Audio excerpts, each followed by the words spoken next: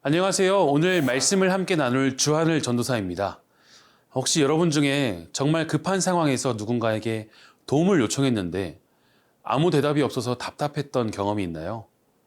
DM을 보냈는데 일십을 당한다든지 전화를 걸었는데 받지 않는다든지 말이죠. 특히 정말 절실할 때 그런 일이 생기면 얼마나 속상한지 모릅니다. 왜 대답을 안 해주지? 나를 무시하는 건가 하는 그런 생각이 들면서 불안하고 외로워지기까지 하죠. 오늘 우리가 볼 시편 83편의 시인도 바로 그런 상황에 있었습니다. 사방에서 대적들이 몰려와서 위험천만한 상황인데 하나님께서는 아무 말씀도 하지 않으시는 것 같았거든요. 그래서 시인은 간절히 부르짖습니다. 우리가 정말 힘들 때, 하나님이 침묵하고 계신 것 같을 때 우리는 어떻게 해야 할까요? 오늘 말씀의 제목은 침묵하지 마소서입니다. 오늘의 말씀은 시편 83편 1절에서 18절입니다. 오 하나님이여 침묵하지 마소서. 오 하나님이여 조용히 계시지 마시고 가만히 내버려 두지 마소서. 주의 적들이 소동을 벌이고 주를 미워하는 사람들이 고개를 들었습니다. 그들이 주의 백성들에 대해 교활한 음모를 꾸미고 주께서 숨겨두신 사람들을 치려고 계략을 짭니다. 적들이 그들을 잘라 내 나라가 되지 못하게 하자, 그래서 이스라엘의 이름이 다시는 기억되지 못하게 하자라고 했습니다. 그들이 한마음으로 계략을 짜고 주를 반대하며 연합하고 있습니다. 이들은 에돔의 장막이고 이스마엘 사람들이며 모압의 장막이고 하갈 사람들이며 그발, 암몬, 아말렉, 블레셋, 두로 사람들입니다. 아시리아도 합세해 롯의 자손들에게 힘을 더해 주었습니다. 셀라. 주께서 미디안 사람들에게 하신 것처럼 하소서. 그들에게도 기손강에서 시스라와 야빈에게 하신 것처럼 하소서. 본문 2절과 3절입니다. 주의 적들이 소동을 벌이고 주를 미워하는 사람들이 고개를 들었습니다. 그들이 주의 백성들에 대해 교활한 음모를 꾸미고 주께서 숨겨두신 사람들을 치려고 계략을 짭니다. 오늘 본문을 보면 시인은 정말 절망적인 상황에 처해 있습니다. 주변 나라들이 모두 연합해서 이스라엘을 멸절시키려고 음모를 꾸미고 있었거든요. 에돔과 이스마엘, 모압, 암몬. 이름도 생소한 나라들이지만 당시에는 모두 강력한 적들이었습니다. 더 무서운 건 이들이 단순히 이스라엘을 공격하려는 게 아니라 하나님을 대적하려고 한다는 거예요. 하나님의 백성을 없애버림으로써 하나님의 이름을 세상에서 지워버리려는 거죠. 혹시 여러분들도 비슷한 느낌을 받을 때가 있지 않나요? 마치 세상이 온통 나를 적대하는 것 같고 모든 게 내게 불리하게 돌아가는 것도 같을 때 말입니다. 학교에서도, 집에서도, 친구들 사이에서도 설 자리가 없는 것 같고. 그럴 때 우리는 어떻게 반응하나요? 때로는 포기하고 싶어집니다. 이제 정말 끝이야.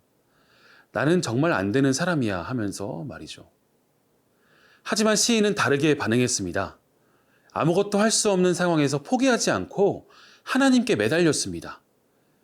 여기서 중요한 건 시인이 상황에 매달린 게 아니라 하나님께 매달렸다는 거죠. 문제를 해결하려고 이리저리 뛰어다닌 게 아니라 문제를 해결하실 수 있는 분께 나아간 것입니다. 사실 우리가 위기에 빠질 때 가장 큰 문제는 무기력감이죠.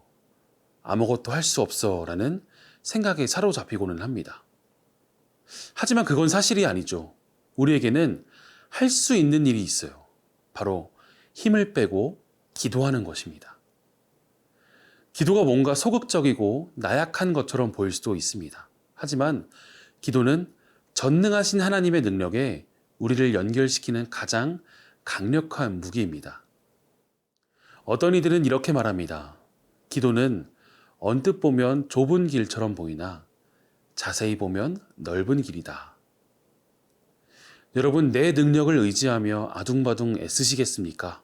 아니면 모든 문제를 하나님께 맡기면서 하나님의 능력을 힘입히겠습니까? 하나님 안에서 우리는 모든 것을 할 수 있으심을 믿으시기 바랍니다. 그러니까 여러분도 힘든 상황에 처했을 때 그 상황에만 매달리지 마세요.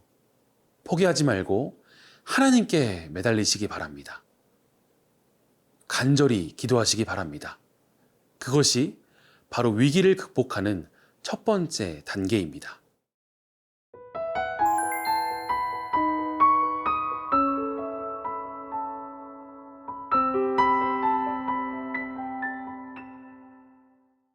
이 힘들고 어려운 시간들을 보내며 시인은 과거에서부터 희망을 찾았습니다. 하나님께서 과거에 어떤 일들을 하셨는지 기억하면서 현재의 소망을 품은 거죠. 본문 9절부터 11절 말씀을 읽겠습니다. 주께서 미디안 사람들에게 하신 것처럼 하소서. 그들에게도 기손강에서 시스라와 야빈에게 하신 것처럼 하소서. 그들은 엔돌에서 망했고 땅에 굴러다니는 쓰레기같이 됐습니다. 그들의 귀족들을 오렙처럼 스앱처럼 만드시고 그들의 왕자들이 모두 세바처럼 살문나처럼 되게 하소서. 시인은 과거에 이스라엘을 공격했던 적들을 하나하나 떠올립니다. 야빈 왕과 그의 군대 장관 시스라, 미디안의 방백들과 왕들. 이들은 모두 하나님의 백성을 대적했다가 결국 멸망당했던 사람들입니다. 특히 기드온의 이야기를 기억해 볼까요? 미디안과 아말렉 연합군이 메뚜기처럼 많이 몰려왔을 때 하나님께서는 기드온과 단 300명의 용사로 그들을 완전히 물리치셨었죠. 인간적으로는 절대 불가능한 일이었지만 하나님께서는 그 불가능을 가능케 만드셨습니다. 요즘 우리도 이런 기억들이 필요합니다. 하나님께서 내 인생에 어떤 일들을 하셨는지 돌아보아야 합니다.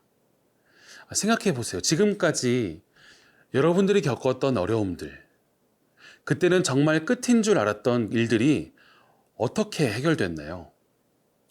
모두 나의 힘으로 해결되었을까요? 자세히 돌이켜보면 하나님께서 길을 만들어주셨기 때문에 가능한 일들이 많았을 겁니다. 시험 공부가 너무 힘들어서 포기하고 싶었는데 결국 해낼 수 있었던 일. 친구와 심하게 싸워서 관계가 끝인 줄 알았는데 다시 화해하게 된 일. 아프다가 건강해진 일. 이런 일들이 모두 우연이 아니라 하나님의 은혜였다는 것을 기억해야 합니다. 그래서 시인은 확신을 갖고 이 시편처럼 하나님께 기도했던 것이죠. 우리도 이처럼 하나님께 기도할 수 있어야 합니다. 신실하신 하나님, 나를 도와주세요. 이것이 바로 성경이 말하는 소망입니다. 막연한 기대가 아니라 하나님의 신실하심에 기초한 확신이죠. 과거 이스라엘이 블레셋과 반복된 전쟁을 치를 때 하나님 임재의 상징인 언약궤를 빼앗기는 치욕을 겪기도 했습니다. 그때 사무엘 선지자와 이스라엘 백성들이 미스바에 모여 금식과 회개를 했습니다.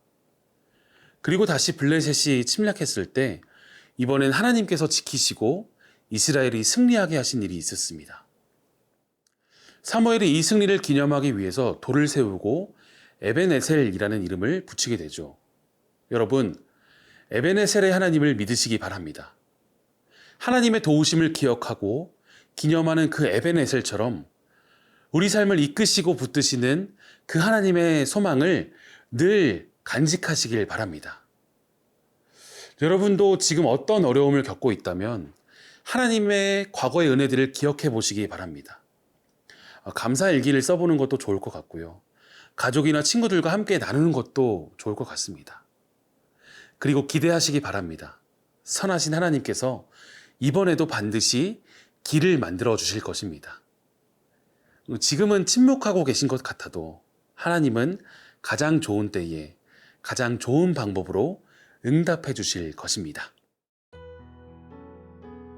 신실하신 하나님, 때로는 침묵하신 것 같은 느낌이 들어 불안할 때가 있습니다. 하지만 아버지께서는 항상 우리와 함께 계시고 가장 좋은 때에 응답해 주신다는 것을 믿습니다.